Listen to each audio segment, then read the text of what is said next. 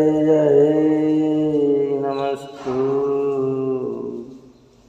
नमस्तु नमस्तु। मंगलम भगवान वीरो मंगलम गौतमो गणेश मंगलम कुंद कुंदाद्यो जयेन्द्रमस्तु मंगलम। सर्वमंगलमांगल्यं सर्वकल्याणकारकं शरणं सर्वधर्माणां जैनं जयतु शासनं जैनं जयतु शासनं जैनं जयतु शासनं। नमः समयसाराय स्वानुभूत्या चरास्ते चित्स्वभावाय भावाय सर्वभावान्तरचिते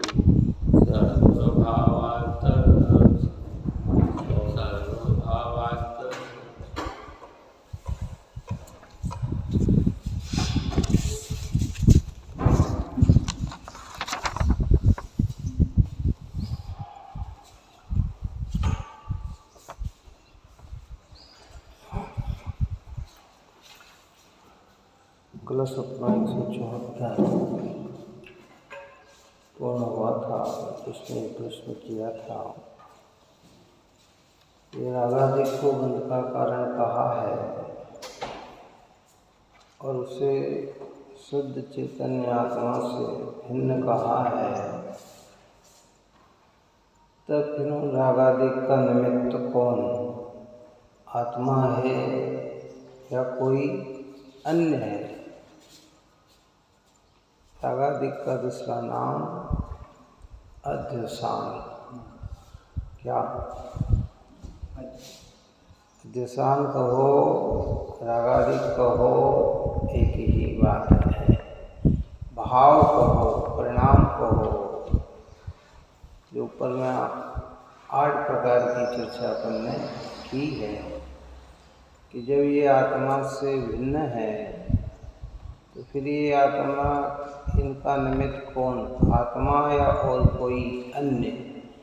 उसके उत्तर स्वरूप में कुंद कुंदाचार्य भगवंत ने 2 गाथाएं रची, 278 और 279, जिसमें उन्होंने स्पष्टिक का दृष्टांत देकर हमें समझाया। जो स्पष्टक मणि है वह स्वभाव से कैसी है, शुद्ध है, स्वच्छ है, एकाकार है। परिणमन स्पष्टक मणि का स्वभाव है। परिणमन स्वभावी होने पर भी वह स्वभाव से कभी भी रक्ताधिक रंग रूप परिणति नहीं है। रक्ताधिक रंग रूप कौन परिणमित, किसके द्वारा परिणमित होती है? कि वो ताऊ के द्वारा परिणमित होती है। आत्मा स्वभाव से शुद्ध चैतन्य मूर्ति है, ज्ञायक मूर्ति है, ज्ञान स्वभावी है। वह स्वभाव से कभी भी रागादिक रूप नहीं परिणमता है, लेकिन परिणमन इसका क्या है? स्वभाव है। वो परिणमन स्वभाव होने पर जो कर्म के उदय होते हैं, जो कर्म होते हैं, वे उन रागादिक में निमित्त होते हैं। कौन निमित्त होता है? जैसे रक्तादिक परिणमने में ताव निमित्त है, ऐसे रागादिक रूप परिणमने में कौन निमित्त है? कर्म, है ना? ऐसा होता नहीं कि जीव के कर्म का उदय नहीं हो और जीव विकार रूप परिणम जाए। क्या? हाँ, कभी नहीं होता ऐसा। कर्म विकारो परिणमादे ऐसा भी नहीं है। ध्यान से सुनना बात, क्या कहा? कर्म विकार यानी रागादिक रूप परिणमादे ऐसा भी नहीं है,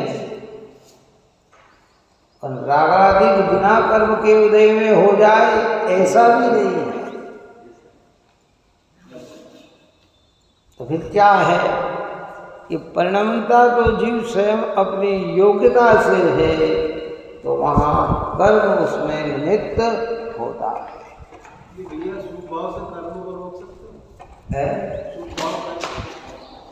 शुभ भाव से कर्म को रोकते हैं, वही कर्म रुकते हैं जो पाप के हैं।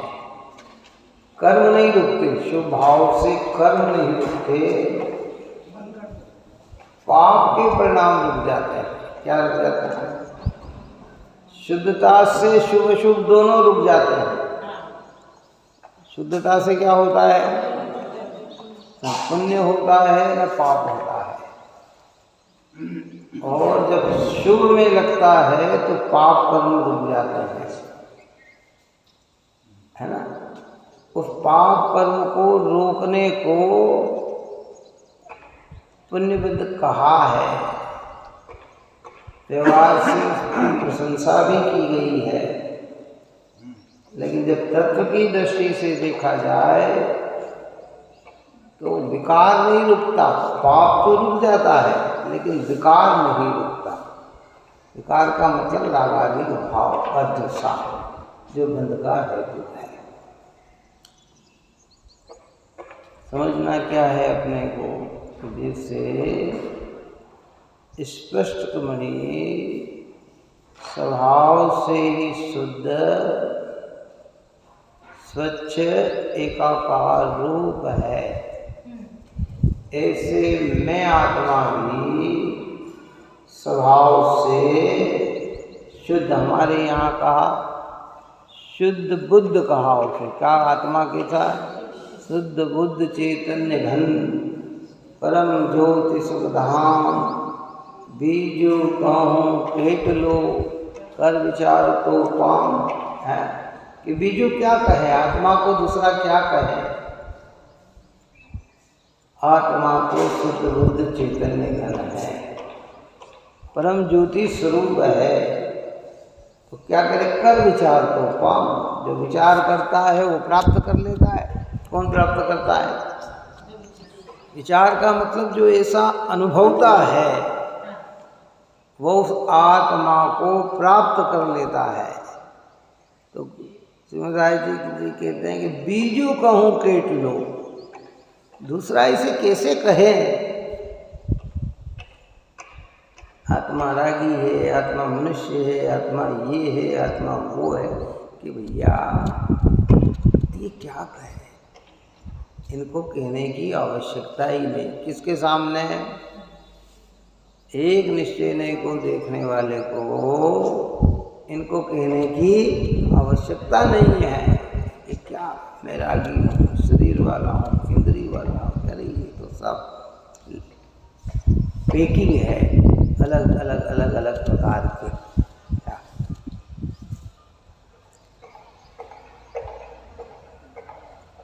आत्मा तो शुद्ध चैतन्य घन है। हाँ, फिर कर विचार तो पाओ। इसलिए स्पष्टि का दृष्टांत अपने ख्याल में बना रहना चाहिए। कैसी ये स्पष्टिक बने? कि स्वभाव से ही शुद्ध और एकाकार उसी रूप परिणमन स्वभावी है। तो परिणमन स्वभाव होने से उसके सामने जैसी पीछे आगे पीछे जैसी वस्तु आती है वो सब दिख जाती है। क्या है ना? उन्होंने पानी का दृष्टांत भी दिया था कि जैसे स्वच्छ पानी, गंगोत्री से निकला हुआ जल, हाँ हिमालय से निकली हुई गंगोत्री, वहाँ का पानी एकदम स्वच्छ निर्मल और ठंडा। कैसा? वो तो वही है। अब वो जैसे संपर्क में जाता है वैसा हो जाता है। कैसा? पानी स्वभाव से तो कैसा है बस। अब उसमें अगर मिठास मिल जाए तो पानी मीठा है, खारास मिल जाए तो पानी खारा है, मिट्टी मिल जाए तो पानी मेला है, रंग मिल जाए तो पानी रंगीला है। क्यों है? जैसा है वैसा कहा जाए। लेकिन पानी कैसा है? स्वच्छ निर्मल। सच। एक बाल्टी में पानी भर के लाए हम गंगोत्री का मूल, जहाँ से ठंडा एकदम स्वच्छ कंचन बाल्टी में रख दिया।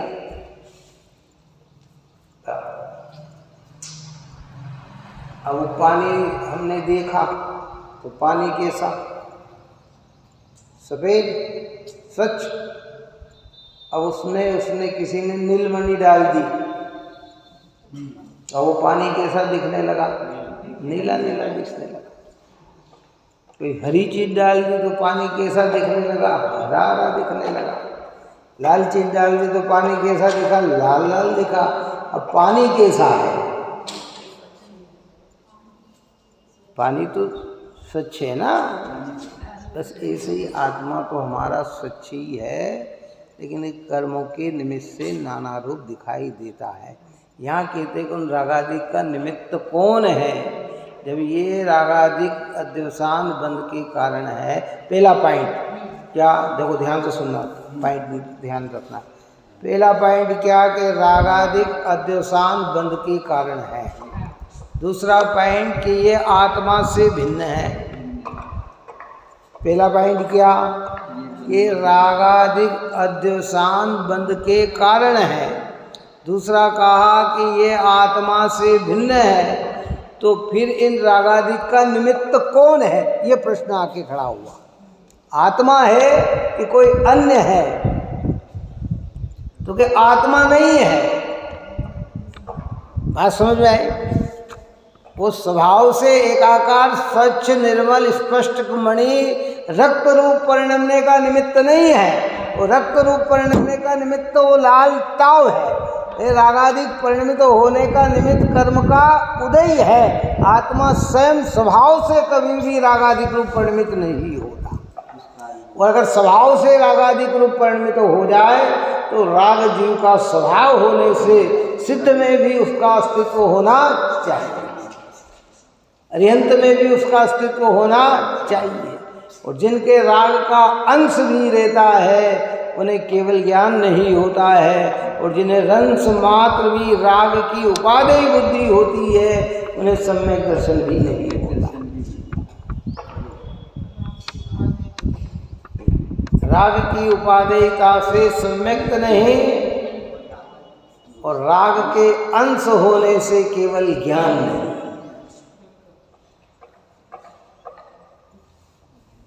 अब हमारे दिमाग में ये बात जम जानी चाहिए कि ये रागादिक भाव मेरे स्वभाव में तो है नहीं, और इन रागादिक भाव का मैं निमित्त भी नहीं। होते काय पे हैं?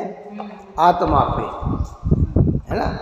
जब अशुद्ध निश्चय नहीं की चर्चा करते हैं, अभी यहाँ तो परमार्थ की चर्चा चल रही है ना, व्यवहार का निषेध करने वाला निश्चय नहीं है, उसकी चर्चा में आगे अपन बढ़ रहे हैं। जब व्यवहार से चर्चा की जाएगी तो ये रागादिक का कर्ता कौन? तो कहते जीव।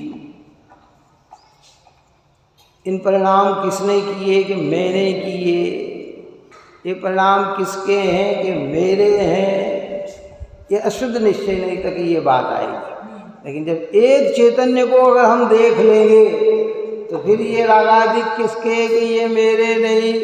36वीं गाथा, ये मोह कुछ मेरा नहीं, उपयोग केवल एक में, इस ज्ञान के ज्ञायक समझते मोह निर्ममता कहे। ये रागादिक मेरा, ये मोह मेरा कुछ नहीं लगता, ये मेरा कुछ भी नहीं है। ये सब अभी तो कह रहे थे कि रागादिक मेरे, रागादिक भाव मेरे, मैंने किए, और यहाँ कह रहे हो अरे भाई वहाँ तो जगत के समस्त चीज़ों को अपना मानता है, शरीर इंद्री मन वाणी को अपना मानता है, धन रुपया पैसे मकान को अपना मानता है कि ये नहीं, तेरे तो तेरे परिणाम हैं, तेरे तो तेरे भाव हैं। अब यहाँ कह रहे हैं कि एक ज्ञान को अपना मानने वाला इस राग को भी अपना मानता नहीं है।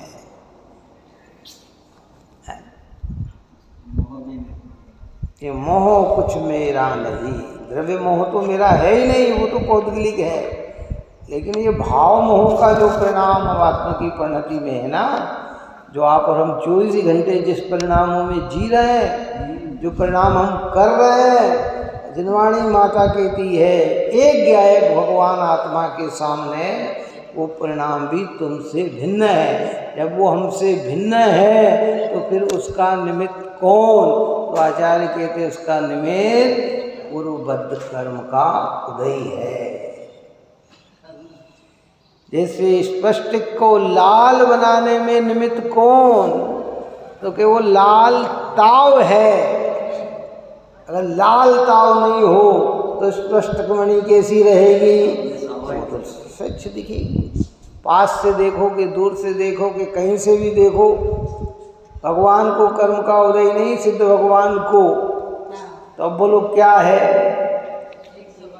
अब वो कब से कब तक रहेंगे? कब उनमें राग उत्पन्न होगा? कभी नहीं होगा। और हम में क्यों राग उत्पन्न हो जाता है? कि भाई वो उदय, अब उस उदय से उदय कराता ऐसा नहीं समझना, लेकिन उदय में हम जुड़ते हैं ना, अवलंबन हम उसका लेते हैं, तो विकार रूप परिणत हुए बिना रहते हैं। अब थोड़ा दूसरा समझ लो। स्पष्टक मणि की प्रतिमा जी वहाँ विराजमान है और लाल ताव यहाँ पड़ा हुआ है। बोलो स्पष्टक मणि को कैसी दिखेगी? है? ये और निकट आया फिर कैसी दिखेगी? स्वच्छ दिखेगी। और निकट आया कैसी दिखेगी? कि फिर भी स्वच्छ। लेकिन उसके बिल्कुल निकट पीछे आके खड़ी हो गई फिर कैसी दिखेगी? कर्म अभी हमारे बहुत सत्ता में पड़े हुए, वे हमारे राग के निमित्त नहीं बन रहे अभी, जो सत्ता में पड़े हुए हैं ना कर्म। लेकिन जब वो उदय में आते हैं, कहाँ आ जाते हैं? आत्मा के बिल्कुल, जिसको हमारे यहाँ औधिक भाव कहा गया, जब वो उदय में भाव आए तो आत्मा में क्या होता है? विकार रूप परिणमित होता है। क्या क्या परिणमित होता है?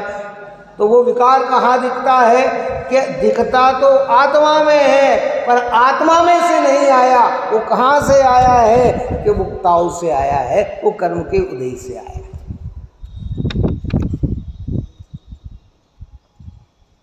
आई बात समझ में कुछ नहीं है। स्वच्छंद होने के लिए बात नहीं है, वस्तु स्वरूप समझने के लिए बात है। क्योंकि अभी हमें जब तक मोक्ष नहीं होना है तब तक इन भावों में रहना है। एक इनको अपना मान कर रहता है और एक इनको पराया जान कर रहता है। कहाँ कहाँ रहता है? क्या ठीक है, अपना घर का मकान बन रहा हो, जोरदार अच्छा बढ़िया मकान बन रहा हो, और अभी बनने में, पूरा बनने में अभी 100, 2 साल, 3 साल, 4 साल लग सकते हो, तो मल्टी में रह रहे हो, सबको अपना कह रहे हो, लेकिन वास्तविकता क्या है? कि मेरी चीज तो क्या है? वो है। कब तक हम राग में रहेंगे?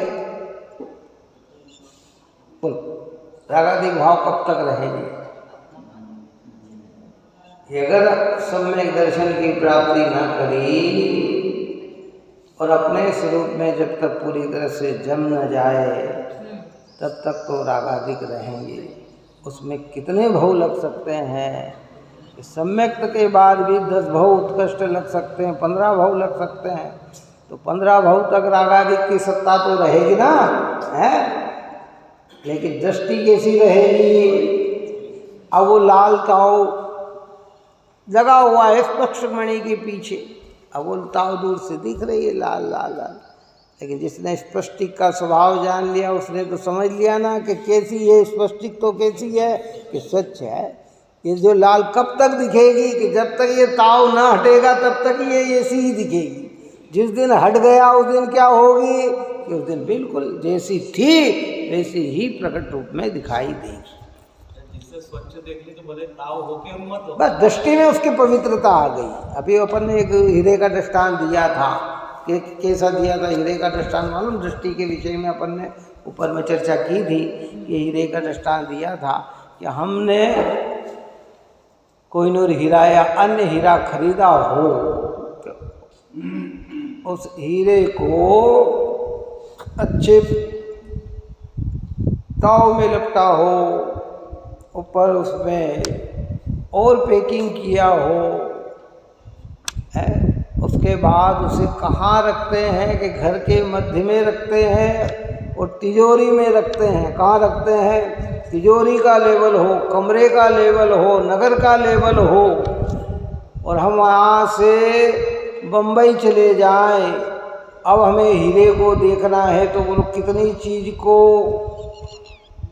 गौण करके देखेंगे कि उनको याद करके देखेंगे। अरे साहब बड़नगर में मेरा मकान है, मकान के अंदर ऐसा कमरा है, कमरे में ऐसी तिजोरी है, तिजोरी में ऐसी पेटी है, पेटी के अंदर फिर ये है, फिर ताव लपटा है और फिर हीरा है। इतनी चीज़ को देखेंगे कि ये सब गौण करके डायरेक्ट हीरे को देख लेंगे?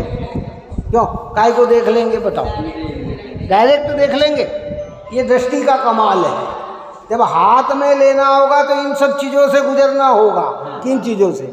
उस हीरे को हाथ में लेना है तो आपको बड़नगर भी आना पड़ेगा, मकान में भी आना पड़ेगा, कमरे में भी घुसना पड़ेगा, तिजोरी भी खोलना पड़ेगी, पेटी भी खोलना पड़ेगी, ताव से भी हटाना पड़ेगा, तब वो आपके हाथ में आएगा।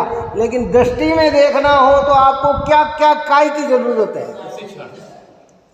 कितनी चीज़ लगेगी उसको देखने के लिए? चलो बताओ। अरे रे साहब कैसे देख सकते हैं? यहाँ से तो 500 किलोमीटर दूर है, 800 किलोमीटर दूर है।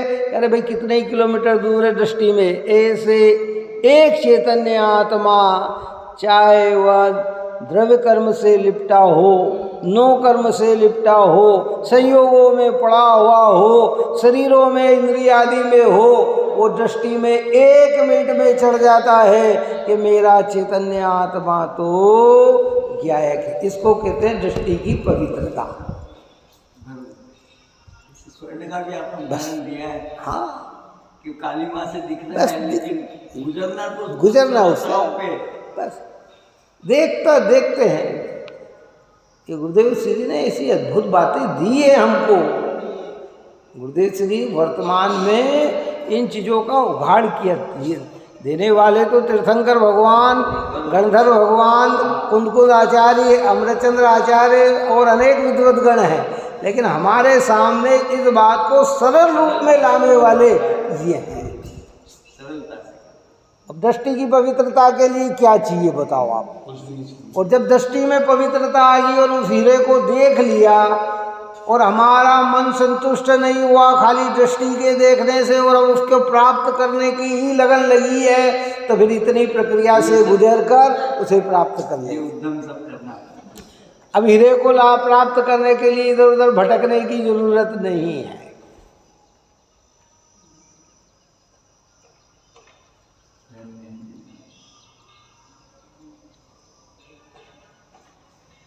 बहुत गजब की बात है। जितना जितना आप और हम तत्व चिंतन करें ना, दुनिया इनको गौण करके आगे बढ़ती है, जिनवाणी इनको मुख्य करके आगे बढ़ाती है। क्या? किनको? शुद्ध आत्मा को गौण करके दुनिया आगे बढ़ती है। जिनवाणी शुद्ध आत्मा को मुख्य करके आगे बढ़ाती है। कई लोग कह रहे साहब कैसे दिखता है? अरे भाई यही तो कमाल है। वो कहते हैं जोहरी जो है ना, हीरे की पहचान निगाह से कर लेता है। काय से कर लेता है? निगाह से देख लेता है। वो दृष्टांत दिया था ना, किसान को जंगल में हीरे की पोटली मिली, वो कांचन कंचे समझकर का उड़ाने में है कुछ कंचे घर ले आए, बच्चे खेल रहे, गोटी बना बना के खेल रहे उसको है। और रोज चल रहा है ऐसा, खेलते खेलते रोज इधर से उधर। एक दिन उधर से जोहरी निकला, उसने जैसे अरे ये क्या है, ये तो हीरे हैं और ये गोटी बना के खेल रहा है।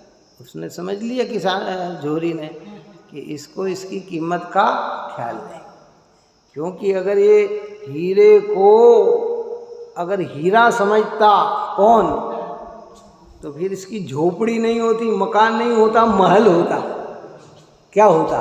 लेकिन ये घर के आगे अगर ये खेल रहा है, इसका मतलब इसको इसकी कीमत का ज्ञान नहीं है, इसे पता नहीं है कि ये हीरा है, इसे ये पता नहीं है। क्या उनने किसान से बोला कि भैया ये दो, ये दे दो मुझे, तुम्हें ये दूंगा, ये दो। किसान ने इस समय थोड़ी बुद्धि है कि नहीं नहीं इतने में दूंगा, इतने में दूंगा। फिर उसकी एक की कीमत उसने इतनी बताई, 1000 रुपये उस समय पे, जो भी हो मोहरे थे। अब वो किसान रोने लगा कि अरे एक की इतनी कीमत थी तो मैंने इतने तो काब उड़ाने में ही फेंक दिए। कि भैया कोई बात नहीं, जो बीत गया सो बीत गया, तेरे पास जो हीरा है उसकी कीमत कर ले। तो अंदर में आप और हमारे क्या बैठा है, हीरा है, और हम काय में समय खत्म कर रहे हैं, काग उड़ाने में समय खत्म कर रहे हैं। ये जिनवाणी जोहरी है, जिनेंद्र भगवान कुंद आचार्य ने कहा कि तुम समय सार, हम समय सार, क्यों है, कैसे हैं, शुद्धात्म तत्व रूप विराजमान है, स्वभाव से ही शुद्ध है, एकाकार है, निर्मल है, लेकिन हमें पता नहीं, हम बस खेलने जा रहे हैं, समय व्यतीत करे जा रहे हैं। जिनवाणी ने समझाया, अब हमारी समझ में आने लगा, तो विचार करना कि वो क्या अद्भुत चीज है। अब उसको दृष्टि में ले लिया। अब न मैं शरीर वाला रहा, न इंद्रिय वाला रहा, न मन वाला रहा, न कर्म वाला रहा, न राग वाला रहा। मैं तो अब कैसा हूँ, एक चैतन्य स्वभाव। जिनके दृष्टि में आता है उनको ही पर्याय में पूरी तरह से व्यक्त होता है। इसलिए दृष्टि मुक्ति पहले होती है, कर्म मुक्ति बाद में होती है। जिनकी दृष्टि में मुक्ति नहीं आई, उनके कर्म की मुक्ति कभी नहीं होगी। देह की मुक्ति तो हर ज्ञानी अज्ञानी दोनों को होती रहती है। किसकी? देह की मुक्ति तो मुक्ति यानी छूटना, पर इस छूट से दूसरा देह फिर धारण कर लेते, तो उसको मुक्ति थोड़ी कही जाती है। क्यों?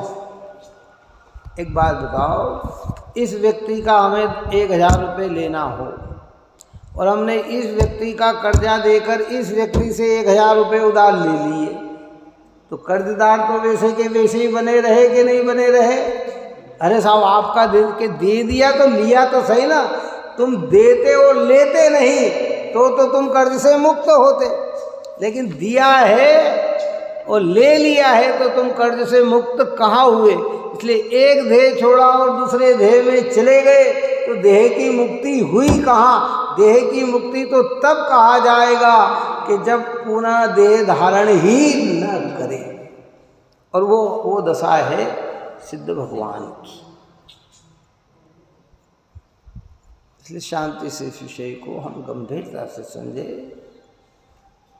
भीतर झांक कर समझे। देखो, हम दिखेगा नहीं पर देखने का प्रयत्न करें। जिनवाणी उसको दिखाने का प्रयत्न करती है, उस व्यवहार नई को क्यों गौण करती हुई, क्योंकि व्यवहार नई का विषय पराश्रयी है। व्यवहार नई से आत्मा समझा तो जा सकता है, पर व्यवहार नहीं से आत्मा अनुभव में नहीं आता है। बात यही समझ में, क्या पॉइंट समझ में आया? कि व्यवहार नहीं से आत्मा को समझा तो जा सकता है, लेकिन व्यवहार नए आत्मा को फिर व्यवहार नहीं से आत्मा का अनुभव नहीं किया जा सकता।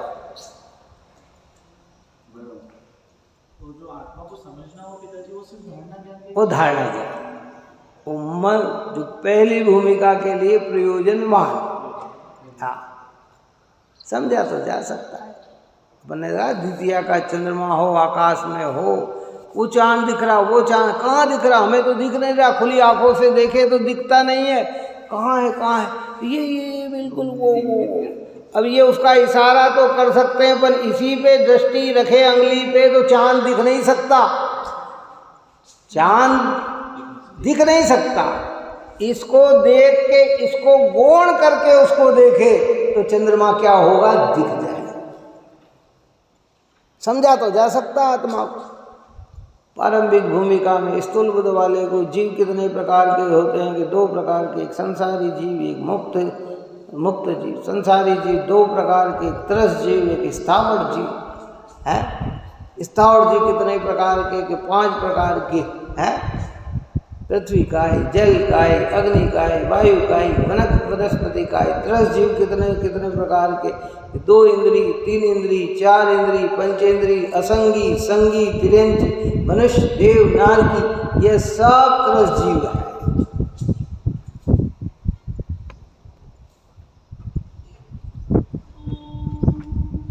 फिर कहा जाता है कि जीव कैसा है, संसारी जीव कैसा है कि जो राग देश करता है ना वह जीव है, जो पुण्य पाप का भाव करता है ना वह जीव है, जो हलता चलता दिखाई देता है ना वह जीव है। ये सब व्यवहार।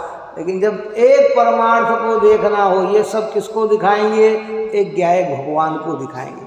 और एक ज्ञायक भगवान को देख लिया, इनको ही देखते रहे तो ज्ञायक भगवान नहीं दिखेगा, और इनसे भी दृष्टि हटाकर ज्ञायक भगवान पे दृष्टि चली गई तो कहते वहाँ आत्मा समझ में आ गई। अब वो आत्मा दृष्टि का विषय में कैसा हो गया कि हर समय सब करते, सब भोगते, रुचि हो आत्म और उसका मोह क्या करे, दिख रहा भव छोर, कि जो सब करते हुए, भोगते हुए भी जिसकी दृष्टि में एक आत्मा बसा हुआ है, कि उसका मोह कुछ भी नहीं कर सकता। मोह कुछ भी नहीं कर सकता मतलब मोह का उदय होने पर भी उसकी दृष्टि में मिथ्यात्व उत्पन्न नहीं करा सकता। कौन नहीं करा सकता? और उसकी दृष्टि में ये बात नहीं चढ़ी हो, उसके क्या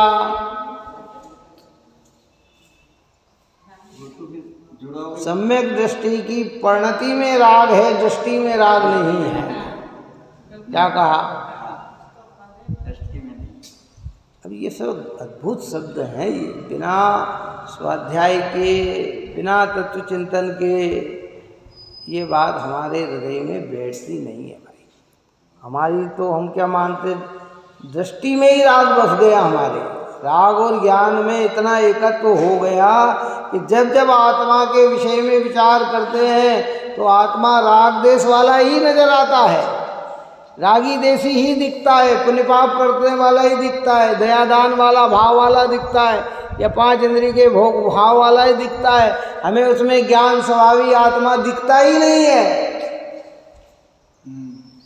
और जिनवाणी किसको दिखाना चाहती है? उस ज्ञान स्वभाव को दिखाना चाहती है।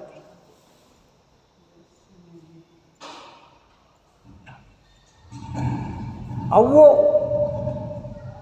अमेरिका भी चला जाए तो हीरा उसकी दृष्टि में कैसा है? क्यों? कई चीज़ें होती है तो अपन सब दृष्टांत दे के समय, बैंक के लॉकर में हमने हमारा पैसा रख दिया हो, आभूषण रख दिए हो, विदेश जाना है, चलो सब बैंक में रख दो, है? और वहाँ से दृष्टि में हमें क्या क्या दिख रहा है? क्यों? सब दिख रहा है ना, जो हम रख के आए वही दिखेगा ना। उसको इतना विचार थोड़ी करना।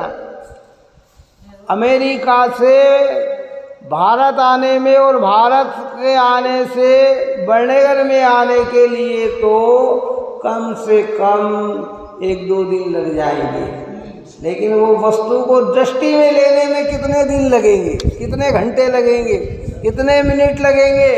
1 सेकंड में दृष्टि कहाँ पहुँचती है कि उस पर पहुँच जाती है। बात समझ में आई कि नहीं? इसलिए गुरुदेव श्री कहते हैं कि केवल दृष्टि सम्यक कर ले, कहान गुरु समझाए। एक बार तेरी दृष्टि में पवित्रता आ जाए, केवल दृष्टि सम्यक कर ले। केवल का मतलब माँ दृष्टि सम्यक कर ले ये नहीं है, एक केवल चंद जी का भजन है। ये भजन जो है ना, अंतिम लाइन में नाम देते हैं ना अपना, तो केवल जी ने ये भजन लिखा, उसमें अपने आत्मा को संबोधते उन्होंने कहा कि केवल दृष्टि सम्यक कर ले। हे जो नाम से बदल है, जैसे भागचंद, दौलत राम है, हम बोलते हैं आखिरी धानत राय जी के भजन में आखिरी में धानत नाम आता है। भागचंद जी के भागचना जोड़ी जुगर कर भूधर विंदे, तीन पर ढोक हमारी, ये वो भूधरदास जी की रचना में भूधरदास जी अपने बात कहते हैं, दानत राय जी अपनी बात कहते हैं। ऐसे वो केवल जी ने जो भजन है, शिवराम जी ने अपने भजन में शिवराम आखिरी में लिखा, ऐसे हो गए केवल दृष्टि सम्यक कर ले, कहान गुरु समझाए। मतलब क्या कह रहे हैं कि हमारी दृष्टि में सम्यकपना आ जाए। और वो सम्यकपना क्या है कि आप जैसे स्पष्टक मणि स्वच्छ, शुद्ध और एकाकार है, परिणमन उसका स्वभाव है ना। ऐसे आत्मा स्वभाव से ही शुद्ध चैतन्य मूर्ति है, परिणमन इसका स्वभाव है ना। अब वो स्वभाव के अवलंबन को लेके परिणमेगी तो निर्मल परिणमेगी, और स्वभाव से हटकर संयोग से परिणमेगी तो रागादिक रूप परिणमेगी। अब उस स्पष्ट कमणी के पीछे अगर लाल आदि हरा आदि ताव न हो तो स्पष्ट कैसी परिणमन रही है कि स्वच्छ ही परिणम रही है। लेकिन लाल ताव जैसे ही आया तो रक्त दिखने लग जाएगी, हरा ताव आया तो वो हरी दिखने लग जाएगी, है ना। तो कहते वो जो रक्तादिक जो दिखे हैं वो स्पष्टिक में तो दिखे हैं, पर उसका कर्ता स्पष्टिक है कि उसका कर्ता लाल ताव है। आगे तक क्लियर हो गया, है ना।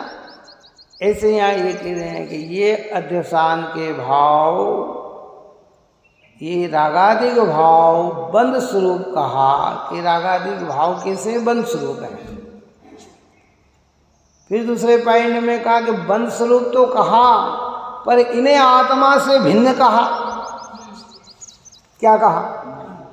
आत्मा से भिन्न कहा ना। वो स्पष्टिक में जो रक्त दिख रहा है वो स्पष्टक मणि से भिन्न है कि अभिन्न है? अगर अभिन्न हो तो फिर वो कभी भी निकल नहीं सकता, क्या है? फिर ताव हट जाए तो भी कैसा दिखना चाहिए उसको? रक्त ही दिखना चाहिए उसको, है। लेकिन वो भिन्न है।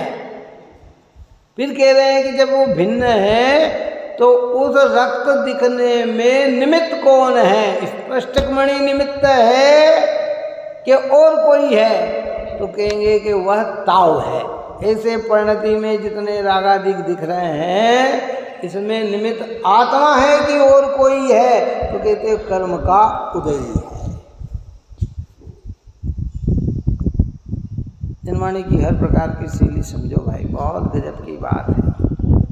मन आनंदित कर देता है जब जिन वचन। इसलिए कहते हैं कि सप्त भंग जहाँ तरंग उछलत सुखदानी, 7 प्रकार के भंग जहाँ इसमें उछलते हैं। और कैसे उछलते हैं कि सुख, जब व्यवहार भी आता है ना तो वो भी आनंद को, व्यवहार नहीं का विषय विचारते हैं ना तो वो भी आनंद देता है, दुख नहीं देता है। व्यवहार का अवलंबन दुखदायक है, व्यवहार का विचार तो ज्ञानियों को भी आता है।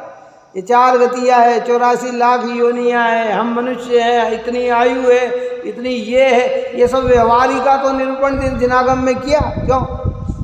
तत्पार सूत्र में 4थे अधिकार में नार की जीव और देवगति के जीवों की चर्चा की। उनकी जगन्य आयु, मध्यम आयु, उत्कृष्ट आयु, कौन से नरक की जगन्य आयु क्या है, किस नरक में क्या क्या व्यवस्था है, किस स्वर्ग में क्या क्या व्यवस्था, ये जितनी कथन पद्धति की गई है ये सब क्या है, व्यवहार ही तो है।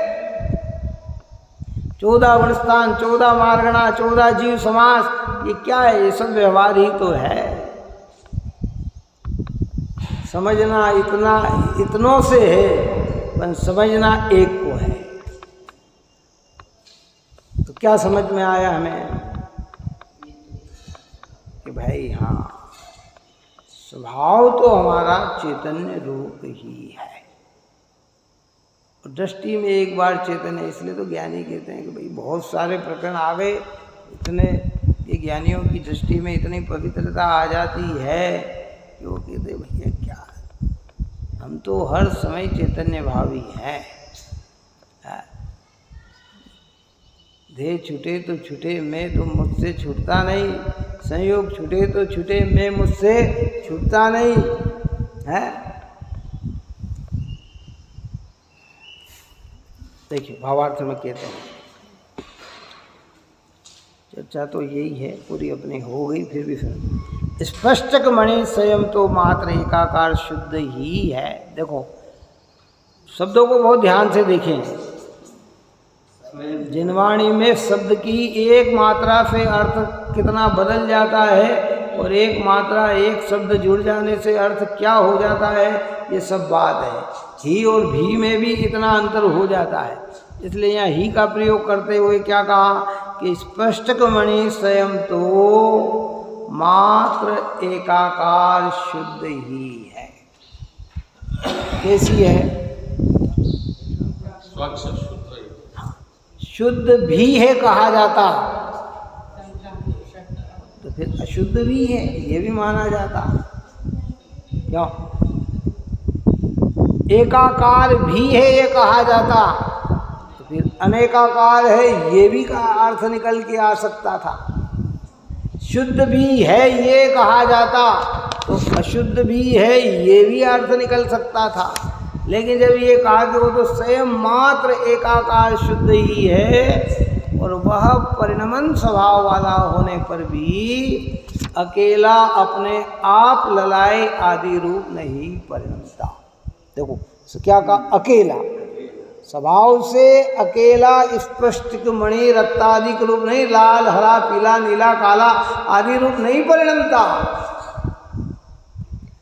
पानी स्वभाव से कभी भी मीठे रूप नहीं परिणमता, खारे रूप नहीं परिणमता। क्यों? लाल रूप नहीं परिणमता, रंग रूप नहीं परिणमता। पानी को अगर खारा परिणमना है तो उसमें नमक का संयोग होगा। पानी को मीठा परिणमना है तो उसके अंदर शक्कर का परिणमन होगा। मेला परिणमना है तो मिट्टी का परिणमन होगा। क्यों? है ना? बाजार के अंदर आजकल ये पीने की कई चीज़ें चल गई। क्यों? है तो सब पानी, अब उसमें संतरे की का जूस उसके संपर्क में आ गया तो संतरे का क्यों है, बात ही समझ में नहीं आई। पाइनएप्पल आ गया तो पाइनएप्पल का, पानी तो काय का है, पानी तो पानी है। फ्लेवर आ गए ना अलग अलग प्रकार के, कोई कोई ये किसमें ये है, किसमें ये है। लो साहब आपको जो पीना है वो पियो है,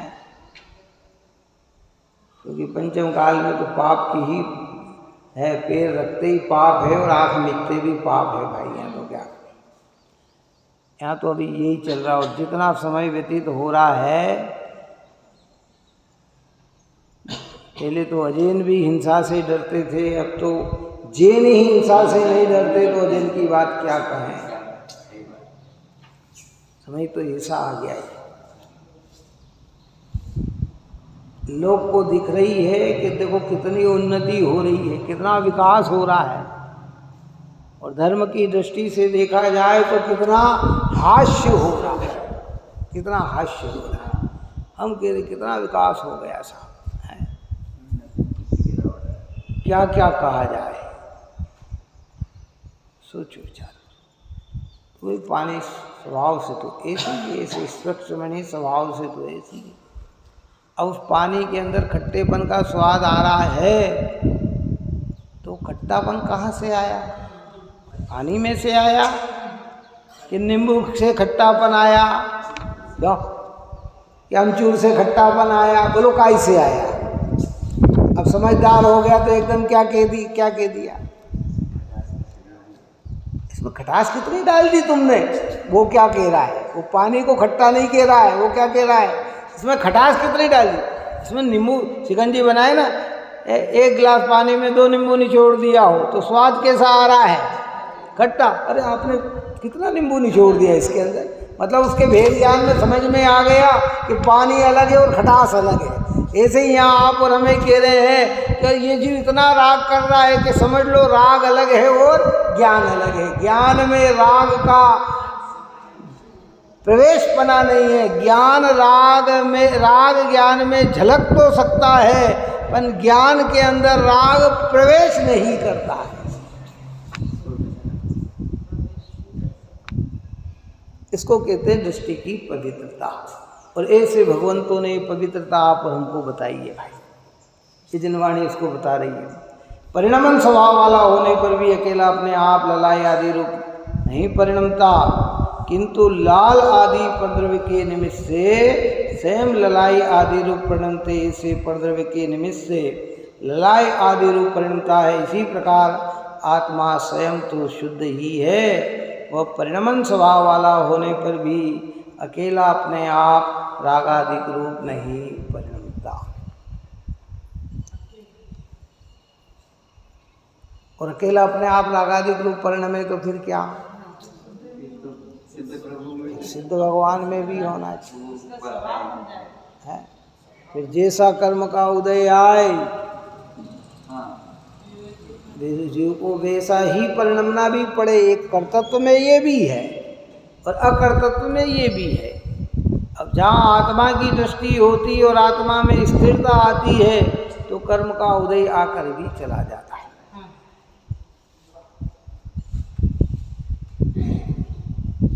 बहुत सारे इसमें सिद्धांत बसते हैं भाई। देखो, इसलिए अपने को दृष्टि में क्या लेना? एक शुद्ध चैतन्य आत्मा। निमित्त कौन? कई लोग जोर निमित्त पे देते हैं ना, तो यहाँ तो ये कहा राग का निमित्त भी आत्मा नहीं है। आत्मा नहीं है। आत्मा के पर्दे पे राग दिखता है पर राग का निमित्त आत्मा नहीं है।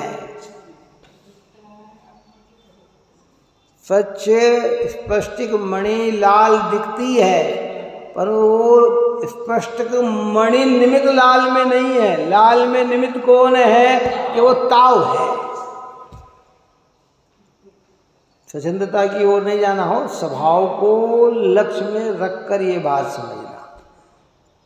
जहाँ रागादिक में उपादेय बुद्धि, राग में खुशी, राग अच्छा लग रहा हो, राग भिन्न तो है और आनंद आ रहा हो, तो समझना कि अभी सूक्ष्म ज्ञान में भिन्नता हुई है, स्वानुभव में भिन्नता नजर नहीं आई।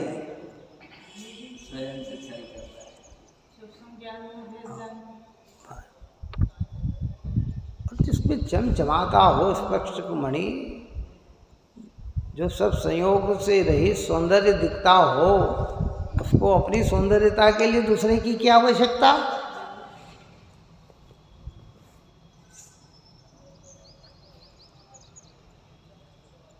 गुरुदेव श्री ने एक गजब बात कही है भाई।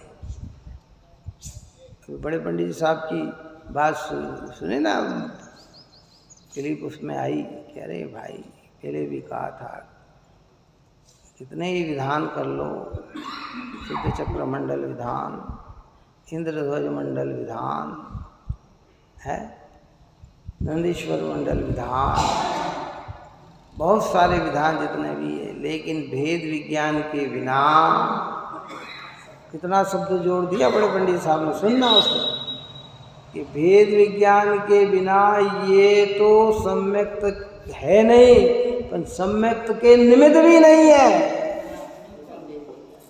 अब इतनी बात ऊंचाई की बात कौन सुने भाई, किस में पावर हो तो ये बात सुनेगा है। हम कहते निमित्त तो है ना, यहाँ कहते निमित्त भी नहीं है।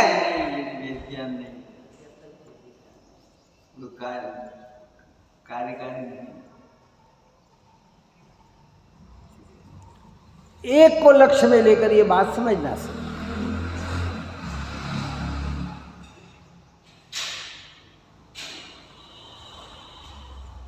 एक को लक्ष्य, एकाकार ज्ञायक स्वरूप चिन्मात्र चैतन्य मूर्ति राग का निमित्त भी नहीं है। ये दिखते तो है, दिखते हैं स्पष्ट मणि लाल रंग का निमित्त भी नहीं है कि दिखती तो है कि भाई वो लाल ताव के कारण दिखती है। कर्म उदय को कारण पाए रागादिक है, वो है दुखदायी। हाँ क्या, बस वही निमित्त मान लो ना, राग का निमित्त मान लो आत्मा को, तो बस यही दोष आएगा। फिर क्या दोष आएगा? सिद्ध भगवान में भी राग की सत्ता है, राग होना चाहिए।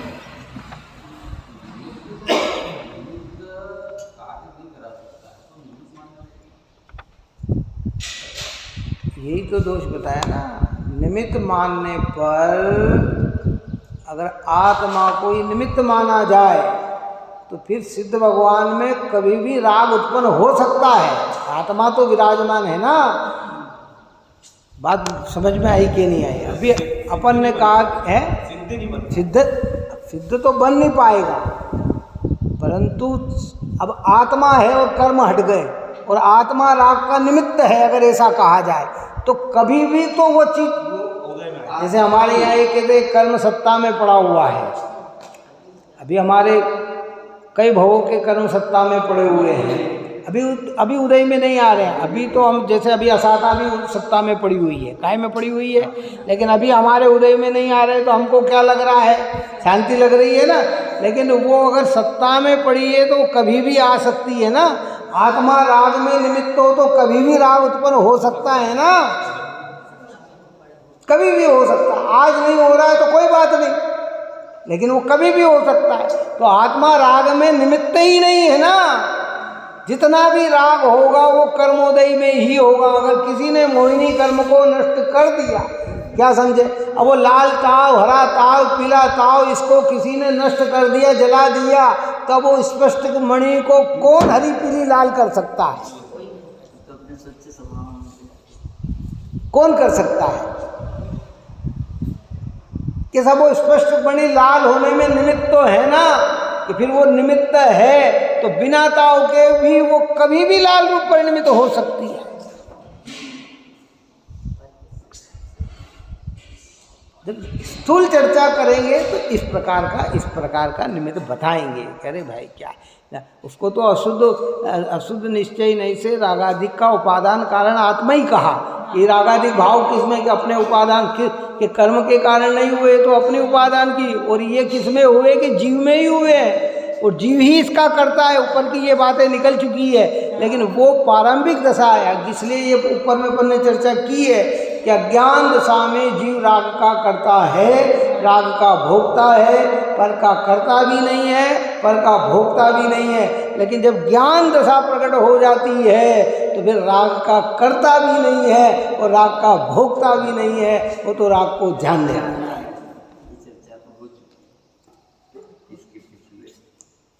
क्या समझ में? संयोग की दृष्टि से देखे जाए सामान्य जीव को। अभी सामान्य व्यक्ति से कहा जाए, क्यों साहब क्रोध किसने किया? कि नहीं साहब देखो, क्रोध का मैं करता भी नहीं और क्रोध का मैं निमित्त भी नहीं। अब ज्ञानी तो इस बात को समझ लेगा, सामान्य जीव क्या समझेगा? तो उसे कहते नहीं, क्रोध तुमने ही तो किया। अभी हाल तुम कितना गुस्सा कर रहे थे, कितना गुस्सा कर रहे थे? अरे साहब मैं कहाँ कर रहा था? कि नहीं तुम ही तो कर रहे थे। ये इतना भी जोर व्यवहार नहीं देता है, लेकिन जब स्वरूप समझ में आने लग जाता है तो फिर क्या करता है? यानी उस रूप होना। कर्ता का मतलब क्या है? उस रूप होना। ऊपर अपन ने चर्चा की नहीं, व्यापक संबंध के बिना कर्ता कर्म संबंध नहीं बनता, और कर्ता कर्म संबंध हुए बिना जीव परद्रव्य का कर्ता कैसे? अगर जीव राग रूप परिणमित तो हो जाए, अगर ज्ञान राग रूप परिणमित तो हो जाए, तो फिर ज्ञान ही कैसा हो जाए कि फिर वो अशुद्ध ही हो जाए। लेकिन नहीं, व्यवहार कहता है जीव रागादिक रूप परिणमान, निश्चय कहता है कि नहीं, जीव तो चैतन्य रूप ही रहा, जीव में चैतन्यता है। इसलिए ऊपर की 36वीं गाथा कही, मोह कुछ मेरा नहीं, उपयोग केवल एक में, इस ज्ञान के ज्ञायक समझते मोह निर्ममता कहे। कि इस ज्ञान के ज्ञायक, जो इस ज्ञान को जानने वाले, समय को जानने वाले, वे कहते हैं कि ज्ञानी तो मोह के प्रति भी निर्ममत्व होते हैं, क्योंकि वे जानते हैं कि ये मोह मेरा कुछ भी नहीं लगता, क्योंकि मेरा जो लगता है वो मेरा चैतन्य है। तो मेरा क्या सिद्धांत दिया था बड़े बड़े, जो जावे सो मेरा नहीं, मेरा सो जावे नहीं। राग भी चला जाता है इसलिए वो भी मेरा नहीं, और ज्ञान कभी जाता ही नहीं है इसलिए वो क्या है, वो मेरा, वो मेरा। ज्ञान से आत्मा कभी भिन्न नहीं होती और राग से भी आत्मा भिन्न हो जाती है। इसलिए दृष्टि में ऐसा आत्मा बसना और ज्ञान के विषय में परमात्मा मानना हो तो अरिहंत और सिद्ध को मानना। वो पर्याय से पवित्र है, आप हम स्वभाव से पवित्र हैं, और स्वभाव से पवित्रता पे दृष्टि जाने पर ही पर्याय में पवित्रता प्रकट होगी। कठिन बात तो है, देखो भाई है। कई लोग कहते हैं इतनी बात करने से क्या, आप तो ये बताओ ना साहब कि धर्म करने के लिए हमें क्या करना, आप तो बताओ कितनी वंदना करें, कितनी माला फेरें, कितनी पूजा करें, क्या है, कितने व्रत करें, कितने उपवास करें, है कितनी सेवा करें, है कितना दान दे।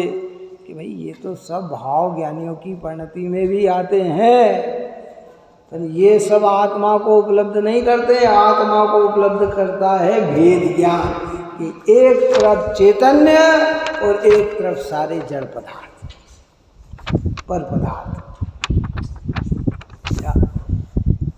अर्थात स्वयं रागादिक रूप परिणमन करने वाला परद्रव्य के निमित्त से रागादिक रूप परिणमता है, ऐसा वस्तु का ही स्वभाव है। देखो, ऐसा वस्तु का ही स्वभाव है, उसे अन्य किसी तर्क को अवकाश नहीं है, दूसरे को किसी की भी अवकाश नहीं है। इसमें परिणमने की योग्यता हो। अब वो लाल ताव में स्पष्ट मणि को लाल परिणमने की योग्यता है, किसमें? अपन कहा था ना कल परसों, क्या वो लकड़ी के पीछे लाल ताव लगा दिया जाए तो क्या, घड़े के पीछे लाल ताव लगा दिया जाए तो क्यों? अभी इस लाल ताव के कारण ये लाल दिख रही है ना, कि नहीं, क्योंकि घड़े में लाल रूप परिणमने की योग्यता नहीं, जीव में विकार रूप परिणमन करने की एक योग्यता है। तो उसमें कर्म क्या करता है? निमित्त बनता है। अगर जीव के अंदर विकार रूप परिणमने की योग्यता नहीं हो तो किसमें? उदय शरीर में आता है अघाती कर्म का, है ना। एक जीव विपाकी कर्म प्रकृति होती है, एक पुद्गल विपाकी कर्म प्रकृति होती है। विपाकी यानी फल, एक का फल पुद्गल में आता है, एक का फल जीव में आता है। घाती कर्म का फल जीव में आता है, अघाती कर्म का फल कहाँ आता है? पुद्गल में आता है। इस शरीर में रोग आया तो ये क्या है? अघाती कर्म। लेकिन राग देश किस में हो रहे हैं? ये जीव की परिणति में हो रहे हैं। इसमें मोहिनी कर्म निमित्त है। कौन निमित्त है? लेकिन ये जीव का स्वभाव नहीं है। इनके निमित्त से राग देश रूप परिणमता तो है, परंतु स्वभाव से जीव तो शुद्ध चैतन्य मूर्ति ही है।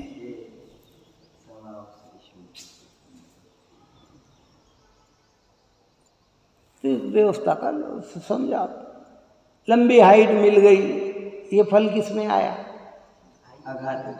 अघाती में के घाती कर्म? क्या? अब 500 धनुष की काया वाले, 2 मिनट लेके पूर्ण करता हूँ। 500 धनुष की काया वाले आदिनाथ भगवान और 7 हाथ की काया वाले भगवान महावीर स्वामी, काय का अंतर था?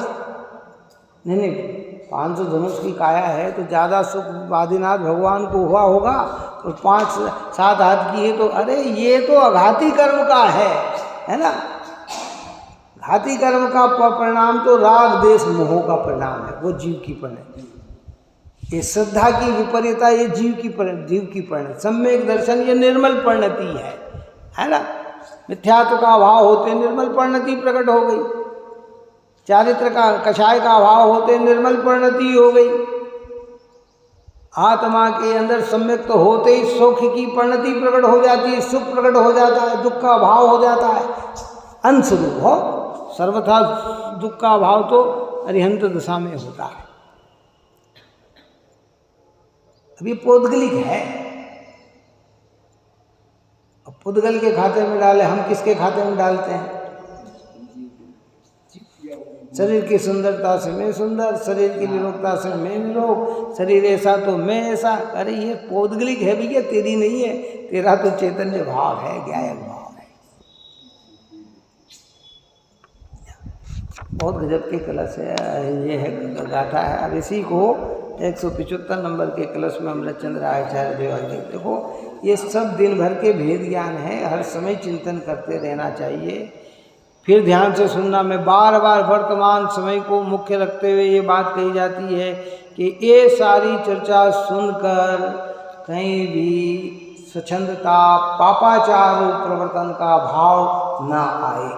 कैसा भी सब पुद्गल कर्म के, मेरा क्या, मेरा आत्मा तो शुद्ध है, और जानबूझकर हम रागाधिक क्रोधाधिक करते रहें तो वो चर्चा नहीं है। ज्ञायक को लक्ष्य में लेकर ये चर्चा है कि तेरी दृष्टि में तेरा आत्मा ऐसा नजर आ जाना चाहिए कि जिसमें अपवित्रता न दिखे, पवित्रता ही दिखे। क्या इस प्रकार की चर्चाएं की है, आगे प्रकरण चलेगा।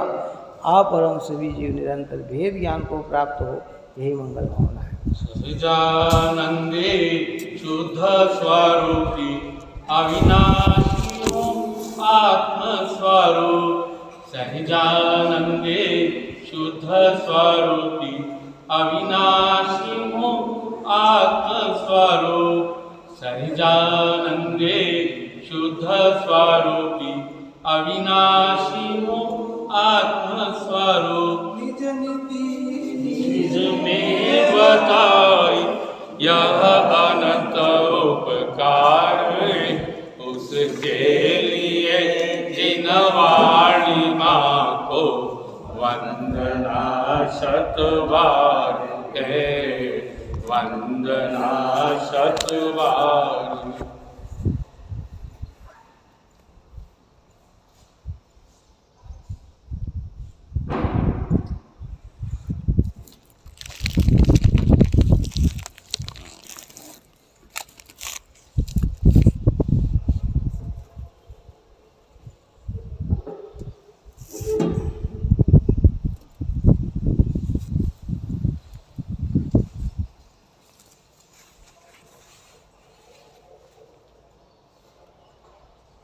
वाणी के ज्ञान से सूझे लोकालो, सो वाणी मस्तक नमु सदा देतनु गो।